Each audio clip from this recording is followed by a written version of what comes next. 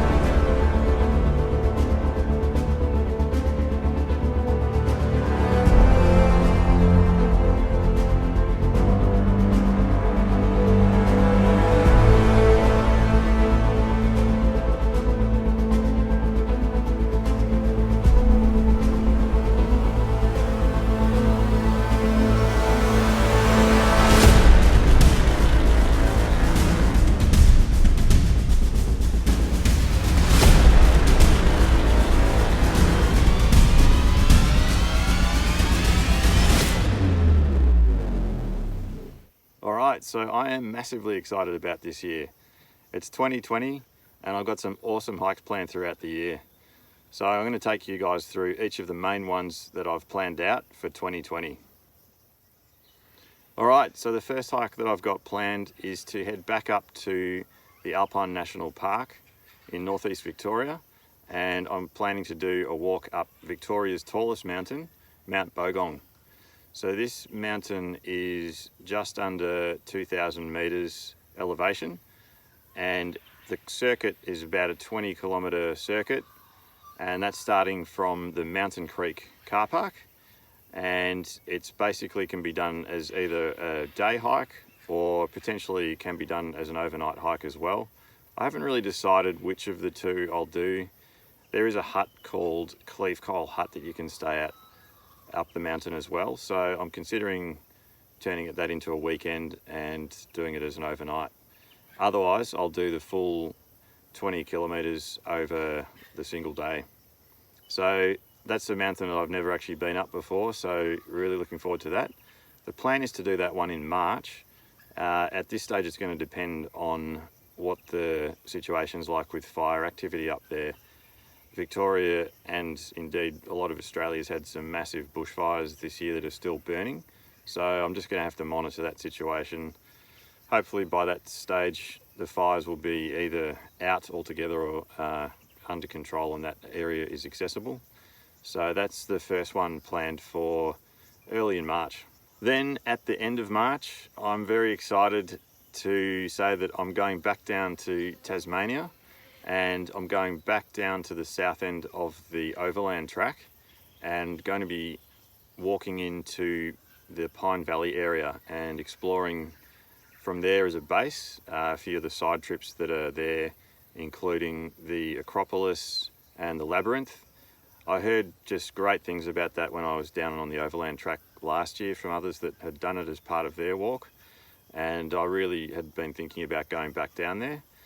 So I've got my mate Clarky coming down to Tassie with me for that one, and we're going to be spending 3 nights in at Pine Valley and just sort of basing ourselves near the, well, next to the hut there, either in the hut or just camping beside it, and then using that as a base to explore those areas.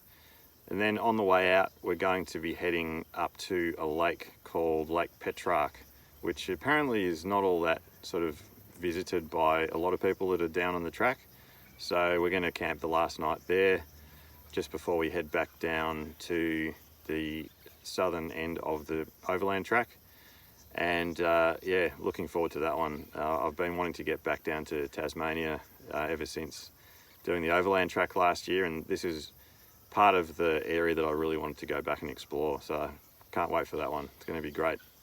The next hike I'm planning to do is one that can be done over a weekend, and that's called the Lake Talikang Hidden Lake Circuit. This is about a 31-kilometer track, also in an alpine region out in Gippsland. Now I haven't really decided what time of year that I'm going to do that yet. I'm considering at the moment going out there sometime in April, so perhaps over the Easter weekend. I've just heard really good things about this track as well, so that can definitely be done over a weekend. And yeah, it sounds like just a beautiful spot out there. So still doing a bit of reading up on that one, but it's definitely come up on a lot of lists as must-do hikes in Victoria, so that's definitely on the cards for this year as well. Then in May, I'm planning to head back up to the Alpine National Park, and the plan is to summit Victoria's second tallest mountain, Mount Feathertop, which is just at about 1922 metres. Mount Feathertop is probably considered to be Victoria's most spectacular mountain, just in terms of the way it looks.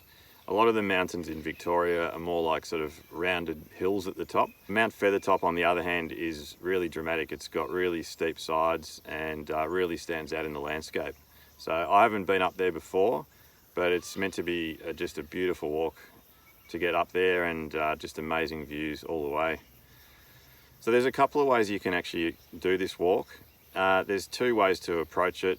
One is from just near the Mount Hotham Alpine Village, and that's from the start point at Diamantina Hut, and you're making your way along the Razorback track going that way, and you're looking at about 11 k's to the summit, and then you can do a return hike along that way to head back. The other way to approach the summit is from the town of Harrietville, and that's on the Bungalow Spur track. Again, that's roughly about 11 kilometres up to the summit, and you can do that as a return track as well. My plan for this hike is actually to do an end-to-end. So I'm planning to start from up near Hotham at Diamantina Hut, and then heading up to the summit, and then heading all the way down the spur down into Harrietville from there. So that totals about a 22 kilometre track. And yeah, that's one that I've been wanting to do for a while as well. Now through the winter, I don't really have any hikes specifically planned at the moment. I'm sure there's going to be some that I'll end up doing, but I just haven't actually sort of made active plans yet to go out for any weekend hikes over the winter period, but I'm sure there's going to be some hiking activity happening. Then I'm finishing off the year with a big one. This is going to be the Great Southwest Walk in southwestern Victoria. This is a 250 kilometre track which starts and finishes at either Portland or Nelson, depending on where you want to start from. My plan is to start from Portland and do the big circuit back to Portland. This will be the longest distance hike that I've actually ever done, so I'm very excited about this one.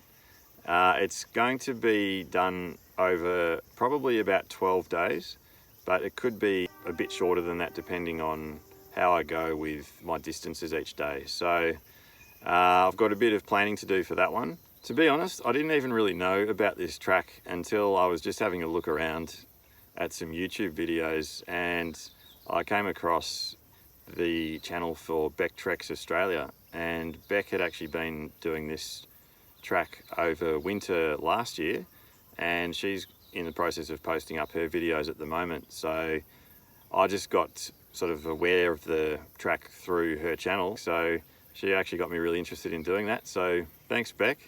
Looking forward to doing it myself. So that's going to be, as I said, over about 12 days. It runs through 3 national parks, a coastal park and a state park, and there's not a lot of elevation change in this track. So even though it's long, it's got a maximum elevation of I think around about 220 metres. So what I've heard is that it's mainly just sort of undulating, so it is a long distance. But the reason I wanted to do this hike is basically to sort of test out how I go at that sort of a distance, and on a track that's not going to be super difficult. It's really an entry level for what I want to do for some future hikes that are going to be longer distances, and just see how I go over roughly, say, a 10 to 12 day period. So the plan at this stage is to do that one as a solo hike, and that could change depending if someone else decides they want to come along onto that one. But yeah, really my plan is to go and do that solo, and that's just partly for the challenge of doing it that way. So that'll be probably the back half of November. And yeah, as I said, I've got a bit of planning to do around that one. So they're all the main hikes that I've got planned for this year, and just really looking forward to each of them. I haven't done any of these trails before, so there's a bit of good variety amongst those ones, and yeah, just really looking forward to them all. I'll be doing some other ones, I'm sure, in between those, so I'll be doing a bunch of day hikes throughout the year and maybe a couple of other weekend hikes as well. But these are the main ones that I'm sort of planning for, so really looking forward to just getting out and having the chance to do all these ones. All right, so there you have it. They're all my main hikes that I've got planned for this year.